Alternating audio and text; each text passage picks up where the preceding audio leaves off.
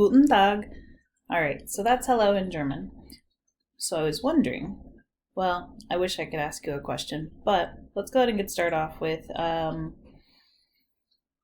angles. So we're going to do the angle of elevation and the angle of depression. That's what we're going to look at.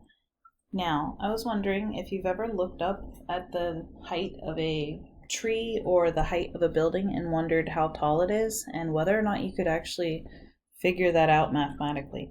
And you can if you knew just a few pieces of information. You would need to know the distance you are away from that thing. You would need to know how tall it is, and then you can calculate how far away you are. But you would also need to know one of the angles. And one of them has to be a right angle. That noise in the background is my lovely dishwasher, just letting you know. So what we're going to do today is we will solve for different lengths using properties of angles of elevation and angles of depression. And so when we're looking up at something, like a tall tree, and preferably we want to take a look at the top of the tree.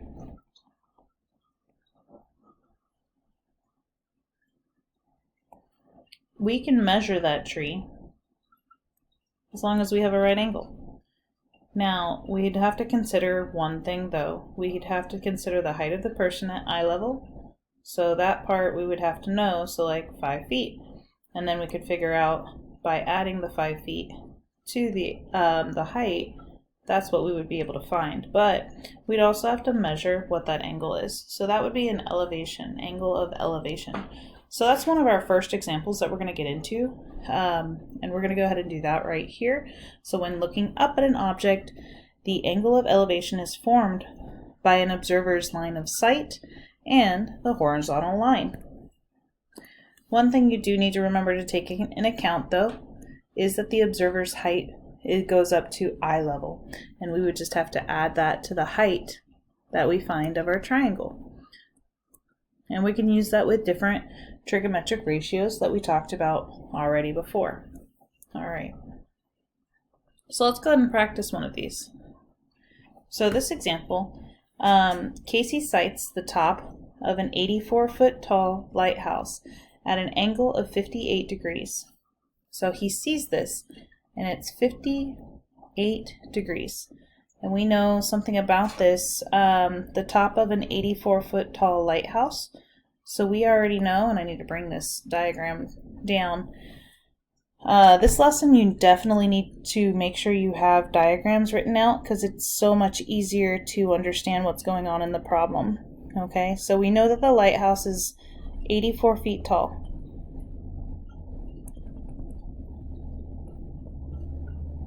All right, and this is not to scale because he is not half of the 84 feet.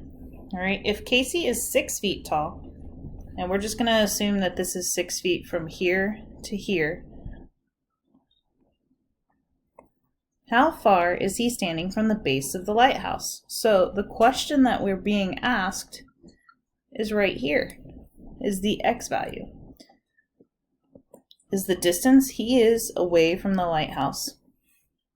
All right, so let's go ahead and take a look at this information just a little bit deeper. I know that we do have a triangle relationship going on with the height of this lighthouse, but we don't need the entire length of 84 feet. We need 84 minus 6, which is going to give us 78 feet, because that's the distance that he's seeing from eye level all the way up to the top.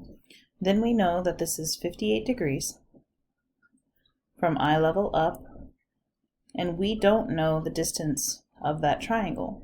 Now this is just like solving for side length on a triangle using SOHCAHTOA.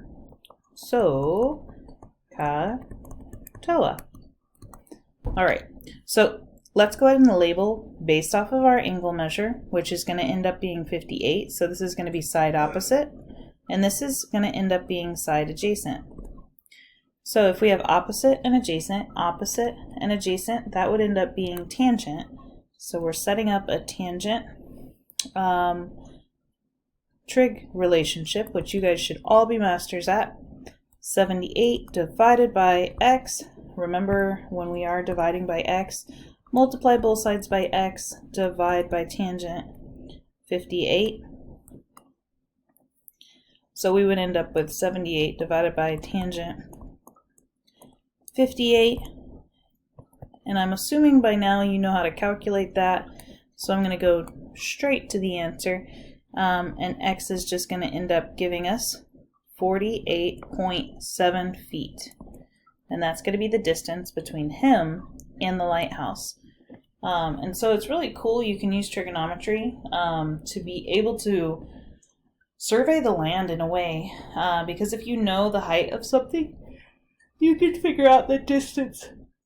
And they do a lot of trigonometric ratios and trigonometric properties within how they find the distances between things with their devices. All right, so let's go ahead and take a look at the second example. So the angle of elevation from a kicker's foot, so think about a plane and you've got someone kicking a ball. Let's go ahead, try that again. There we go, and he's kicking. Let's say he's running this way. I don't know why his hands are like that, but he's going to kick it very far. All right. He's going to kick that ball. And that angle of elevation from the ground up is 17 degrees. Not to scale. If he's standing 131 feet from the base of the goalpost, how tall is the goalpost? So this is a football field. Let's say the goalpost is right here, and he has to kick it up and over. So he's standing, that's a wonderful right angle there, by the way, 131 feet from the bottom of the goalpost. And we need to know what the height of that goalpost is. And I should have drawn, maybe it's like this, rather than the other way around. So let me go ahead and fix that. Because we want to know the height. And it could be the very top. But let's go ahead and find this height to get the ball into the goal post. Goodness gracious. So with our ratio, we have opposite over adjacent. And we're going to use tangent again. Because remember, tangent is tangent theta, which is opposite over hypotenuse, or adjacent. So tangent 17 equals x divided by 131 feet. Multiply both sides by 131. That simplifies out. Pause the video, go ahead and calculate 131 times tangent 17 degrees. And your x value should just be 40.1 feet. And that's going to give you the height of the goalpost. All right, so that is the end of example 2. I would like you to go ahead and set up example 4 and solve for that one. So we're going to go ahead and do that. A dog is standing 5 feet from the base of a tree. We gotta have a tree. And he's standing 5 feet from it. So he's like super close maybe. What is the angle of elevation from the point of the dog is standing on the ground to the cat? Now, they don't tell us something here. The dog standing, let's think that he's like the super tiniest dog ever, so that he's pretty much on eye level with the ground.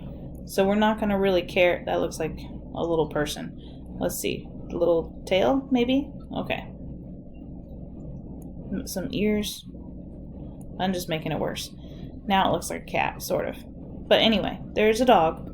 And he's basically on ground level. We're not going to take into account that he could be 1 foot off the ground or 2 feet off the ground. We're just going to assume that he is like laying on the ground looking up. And he's looking up into the tree. Oh, there goes the dog's head. Let's try that again. So he's looking up into the tree because he sees something. And he needs to, we're trying to see that the cat has climbed up 16 feet into the tree, and we want to know what this angle of elevation is. So when we're looking for that, we need to first label our triangle with respect to x, which is this is going to be opposite and this is adjacent. So if we have opposite and adjacent again, this is going to end up being tangent x equals 16 divided by 5. Now remember, when we're solving for an angle relationship, in order to get rid of this tangent, we're going to end up with tangent inverse 16/5 equals x. Okay, so therefore once you solve that through your calculator, x is just going to equal 72.6 degrees. Okay. Alright, so let's go ahead and take a look at another example. Well, not an example, but let's go ahead and take a look at angle of depression. So really, angle of depression and angle of elevation is utilizing real-world applications for trig, and that's kind of cool. So we're still practicing your trigonometry for side lengths and angles. We're just using it in a different way with word problems. Alright, so this is angle of depression. So when looking down at an object, the angle of depression is formed by an observer's eye line of sight. So when you're looking at something, we have the line of sight. If you were to look straight ahead with the ground, that would be parallel. Okay, and that property is what we're going to look at today. So the angle of depression is congruent to the angle of elevation because the alternate interior angles. And what they're talking about is if the lifeguard's looking straight ahead to the horizon and the ground is parallel, that relationship is parallel. So therefore, our line of sight is going to become a line transversal to those two lines, and this angle and this angle are going to be congruent. So this angle becomes an angle of elevation from the swimmer to the lifeguard, but from the lifeguard it's an angle of depression because they're looking down. So let's go ahead and practice some of these problems. I'm going to change my pen. Blue. So, always draw a diagram if they do not give you one, because some of these problems you just can't see it until you draw it out. And then solve for the missing part. We're going to round to the nearest tenth. Remember, tenth means 1 decimal place. The lifeguard sitting on a platform looking down at a swimmer in the water. If the lifeguard's line of sight is 8 feet above the ground, so that's this height right here, 8 feet, and the angle of depression up to the swimmer is 18 degrees, this right here, how far away is the swimmer from the lifeguard? So if we're looking for how far the swimmer is, that would be this distance right here. Well, here's our right triangle, but we don't have this angle. But remember what we just talked about, alternate interior angles are congruent to each other. So we can go ahead and state that this angle of elevation from the swimmer to the lifeguard is 18 degrees. Okay, so now we have a triangle, a right triangle, that we can go ahead and use the trigonometric ratios. And this one's going to end up being tangent because we have opposite from our angle and adjacent. So it's going to end up being tangent theta, or your angle, which is 18, and opposite divided by adjacent, which is x. Alright, now since it's being divided by x, let's go ahead and multiply both sides by x, and that cancels out. Next we're going to divide both sides by tangent 18. Okay, that simplifies to 1. We're left with x equals 8 divided by tangent 18, which we are going to go ahead and solve, which is just going to be 24.6 feet. There we go. Okay, so that swimmer, the lifeguard, is 24.6 feet away. And I want to show you something else. Well, no, I'm going to do that on another video.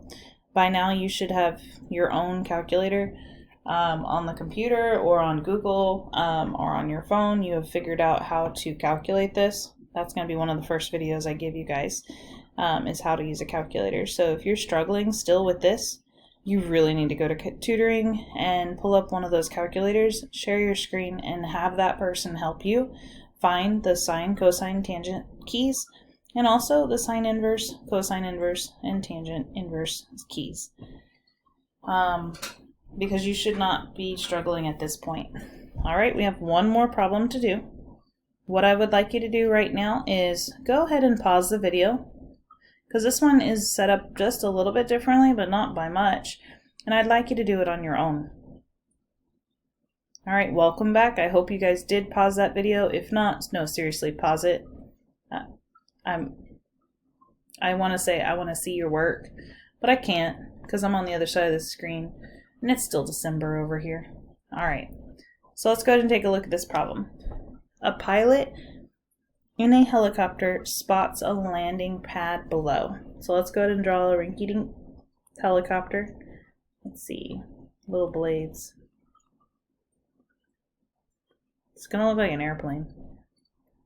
Boom, boom. Well, that was... Let's see if I can move that. Doo-doo-doo. Yay. And then it's got like a little opening. Okay, that does not look like a helicopter, but whatever. Oh, wow. I can fix it. Alright, and then it's going to have a long landing pad. This looks like a horrible helicopter. Now it looks a little better. Okay, and he spots a landing pad below. So if he's spotting a landing pad below, the angle of depression, so if he was looking out, that would be the horizon. He's really looking down though, because he's looking for that landing pad. His angle of depression is 73 degrees. And the horizontal distance to the pad from where he is looking is 1,200 feet. What is the altitude? Now, when we talk about altitude, that's actually the height. So that's what we're ultimately looking for on this. And because we have parallel lines, we can call this alternate interior angle, so it's 73 degrees for both the elevation of the helicopter pad, where he needs to land, and the helicopter itself. So now we have enough information, we can go ahead and set up our equation. This is opposite over adjacent. Interesting. Notice how they're all tangent. Okay, so we're going to use tangent 35 for 3. Let's try the right number, which is opposite, which is x, divided by 12,000. Nope, 1,200. Multiply both sides by 1,200 to get that out of the denominator. Multiply by the reciprocal. This becomes 1, so you're going to do 1,200 times tangent 73. Multiply that in your calculator. X is just going to equal 3,925 feet. And that's the elevation of the helicopter. That way the pilot can figure out, okay, do I have enough altitude to land this, or am I too high up or too low? And that's what they could do. Any questions on this, please make sure you go to tutoring. Mr. Bull is available for you, so please make sure you try to get there. Hope you guys are doing well. Have a great day.